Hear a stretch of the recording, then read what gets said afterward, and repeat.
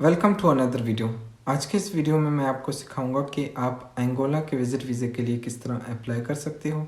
Angola जो कि एक सेंट्रल अफ्रीका कंट्री है और इसके लिए कौन कौन से डॉक्यूमेंट्स रिक्वायर्ड होते हैं और इसका वीज़ा फ़ीस और इसका जो प्रोसेसिंग टाइम है, सब कुछ मैं इस वीडियो में डिस्कस करूँगा। सबसे इम्पोर्टेंट बात कि आपने ये वीडियो बिल्कुल भी स्किप नहीं करना। हो सकता है कि कोई भी इम्पोर्टेंट पार्ट मिस हो जाए। और ना ही आपने किसी भी एजेंट को हायर करना है और ना आपने किसी को भी कोई एक पैसा देना है। आप खुद अंगोला के विजिट वीज़े के लिए अप्लाई कर सकते हो। चलते हैं लैपटॉप स्क्रीन पर और मैं आपको स्टेप बाय स्टेप ये प्रोसेस करके दिखाता हूँ कि आप खुद किस तरह अंगोला के विजिट वीज़े के लिए अप्लाई कर सकते हो। आपने गूगल पर आना है, यहाँ टाइप करना है SMEvisa.gov.au आपने इंटर करना है। ये आप देख सकते हो, ये है ऑफिशियल वेबसाइट। आपने इस वेबसाइट पर आना है। ये इनकी ऑफिशियल वेबसाइट है, आपने इस वेबसाइट पर आना है। ये आप देख सकते हो, ये है अंगोला की ऑफिशियल वेबसाइट। आपने इसी वेबसाइट पर आना है और ये उनका ऑफिशियल URL लिंक है। आपने इसी वेबसाइट पर आना है। बाकी आपने किसी भी वेबसाइट पर नहीं जाना। जब आप इस वेबसाइट पर आ गए फिर उसके बाद आपने अप्लाई फॉर वीज़ा, आपने अप्लाई फॉर वीज़ा पर आ जाना है। फिर उसके बाद आ जाना है अप्लाई फॉर वीज़ा। आपने दोबारा इस पर आ जाना है। फिर उसके बाद यहाँ से आपने जो भी है एयरपोर्ट, जब जिस एयरपोर्ट के थ्रू आप आ रहे हो आपने वो एयरपोर्ट सिलेक्ट करना है। जो भी एयरपोर्ट है इंटरनेशनल आपने वो सिलेक्ट करना है। फिर उसके बाद ये कैप्चर देना है आपने। फिर उसके बाद आपने कंटिन्यू करना है। फिर उसके बाद ये डिस्क्लाइमर आ जाता है। एक मरतबा आप अगर पढ़ना चाहते हो तो वेल एंड गुड, अदरवाइज आपने इसको आई कम्प्लीटली रीड करके आपने एक्सेप्ट करना है। फिर उसके बाद ये पूरी कैटेगरी लिखा हुआ है। फिर उसके बाद आपने दोबारा कंटिन्यू करना है। जब आपने कंटिन्यू कर लिया फिर उसके बाद इस तरह का पेज ओपन होगा। आपने जो भी आपका सरनेम है एज पर पासपोर्ट आपने वही लिखना है। फिर उसके बाद आपका जो भी फोन नेम है आपने वो लिखना है। फिर उसके बाद आपका मैरिटल स्टेटस जो भी है, मैरिड हो, डिवोर्स्ड हो, सिंगल हो, आपने वो सिलेक्ट करना है। फिर उसके बाद जेंडर आ जाता है। आपका जो भी जेंडर है, मेल हो फीमेल हो, आपने वो सिलेक्ट करना है।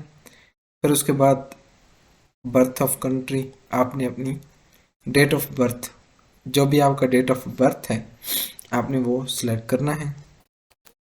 जो भी आपका डेट ऑफ बर्थ है आपने वो सिलेक्ट करना है। फिर उसके बाद बर्थ कंट्री बर्थ जो भी है, अगर आप पाकिस्तान से हो पाकिस्तान, अगर आप इंडिया से हो तो आपने इंडिया, नेपाल से हो, बांग्लादेश से हो, आप किसी भी कंट्री से हो आपने वो सिलेक्ट करना है। फिर उसके बाद नेशनलिटी, आपकी जो भी नेशनलिटी है आपने दोबारा वही सिलेक्ट करना है। प्रोफेशन, आप जो काम करते हो आपने वही लिखना है। टीचर हो आपने वही लिखना है। डॉक्टर हो, जो भी हो आपने वही लिखना है। इंजीनियर हो, व्हाट्सएवर आपने वही लिखना है। फिर उसके बाद पासपोर्ट नंबर आ जाता है। आपका पासपोर्ट जो भी है पासपोर्ट नंबर आपने वही लिखना है। फिर उसके बाद इशू इन, आपने के पासपोर्ट कौन सी कंट्री में इशू हुआ है आपने वो कंट्री का नेम लिखना है। कि आपका पासपोर्ट कब इशू हुआ है आपने वो डेट लिखना है। फिर उसके बाद एक्सपायरी लिखना है कि आपका पासपोर्ट कब एक्सपायर होगा, आपने वो एक्सपायरी लिखना है। फिर उसके बाद आपने कब इंटर होना है अंगोला में वो आपने लिखना है। आपने जब भी इंटर होना है आपने वो डेट, मंथ और ईयर आपने वो सिलेक्ट करना है।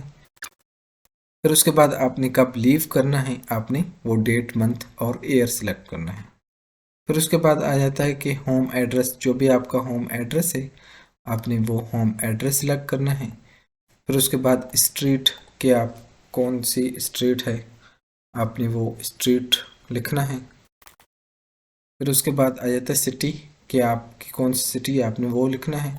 फिर उसके बाद पोस्टल कोड, जिस भी कंट्री के जिस भी सिटी के पोस्टल कोड है आपने वो लिखना है। फिर उसके बाद टेलीफोन नंबर, जो भी आपका फ़ोन नंबर है आपने वो लिखना है। फिर उसके बाद आपका जो भी ईमेल एड्रेस है आपने वो ही लिखना है।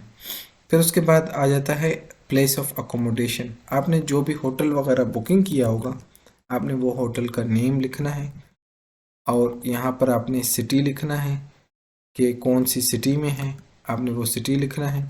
स्ट्रीट लिखना है कि कौन सी स्ट्रीट पर है, और कौन सा नंबर है आपने वो नंबर लिखना है। फिर उसके बाद आ जाता है आइडेंटिफिकेशन। आपने अपना पूरा नेम, फुल नेम आपने यहाँ पर लिखना है।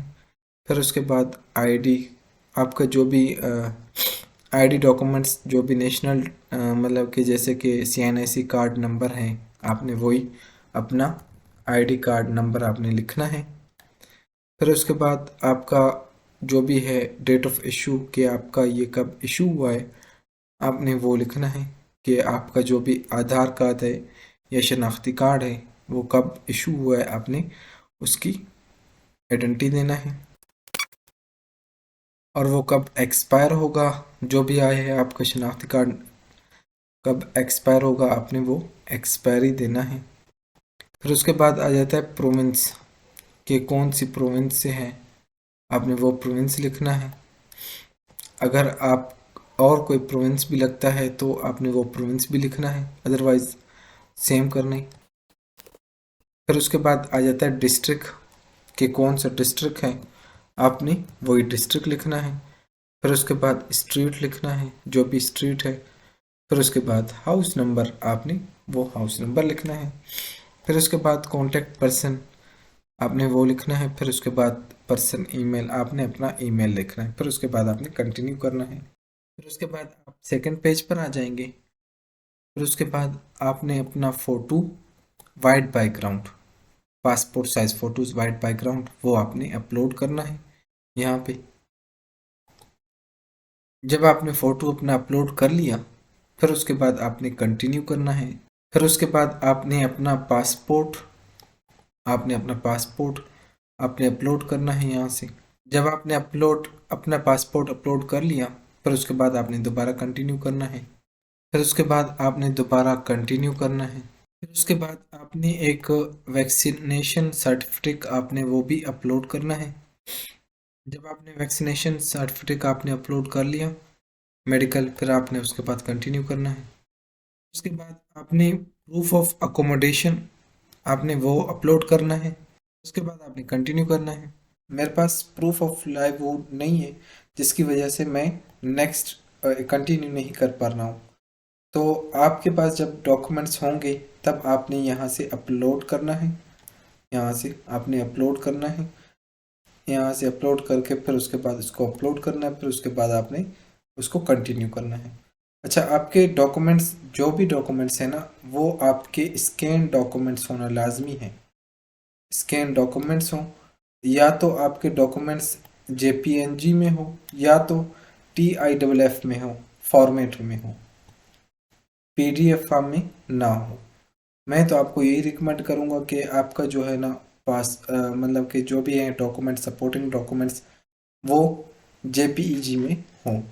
अच्छा, फिर उसके बाद जब आप नेक्स्ट करेंगे फिर उसके बाद स्टेप 5 आ जाएगा। स्टेप 5 में आपने अपने टिकट्स वगैरह वो अपलोड करने होते हैं। स्टेप 6 में फिर उसके बाद जब आप अपलोड कर लोगे टिकट वगैरह फिर उसके बाद स्टेप 6 आएगा। फिर स्टेप 6 में आपने सारे डॉक्यूमेंट्स वगैरह रिव्यू करने होते हैं। जब आपने सारे डॉक्यूमेंट्स रिव्यू कर लिए फिर उसके बाद स्टेप 7 आ जाएगा। स्टेप 7, फिर उसके बाद स्टेप 7 में आपने पेमेंट करना होता है। अच्छा, इसका जो प्रोसेसिंग टाइम है वो भी मैं आपको बता देता हूँ। 3 से वर्किंग 7 डेज, 3 से वर्किंग 7 डेज में आपका ये है वीज़ा, स्टिकर वीज़ा वो आ जाएगा। और इसका जो वीज़ा फीस है वो है $120 $120 आप $120 में आपका वीज़ा आ जाएगा। जब आपका वीज़ा जो आपने ईमेल जब आपने रजिस्ट्रेशन करवाया था, जो आपने ईमेल दिया था, उसी ईमेल पे जो भी आपने ईमेल वगैरह दिया था, उसी ईमेल पे आपको एक मेल आएगा जिसमें आपको ई वीज़ा की शेप में आपको वीज़ा जो कि सेंड कर दिया जाएगा। वो आपने प्रिंट करना है, वीज़े को प्रिंट करके वो आपने अपनी साथ ले जाना है। That's all. अगर आपको ये वीडियो हेल्पफुल लगी हो तो आपसे यही रिक्वेस्ट है कि मेरी वीडियो को लाइक और चैनल को सब्सक्राइब करें। सबसे इम्पोर्टेंट बात कि अंगोला के विजिट वीज़े के लिए कौन कौन से डॉक्यूमेंट्स रिक्वायर्ड होते हैं। Visa application form, passport, passport size photos, white background, CNSE copy, bank statement, invitation letter, cover letter, hotel booking, police character certificate, vaccination certificate, visa fee receipt. That's all.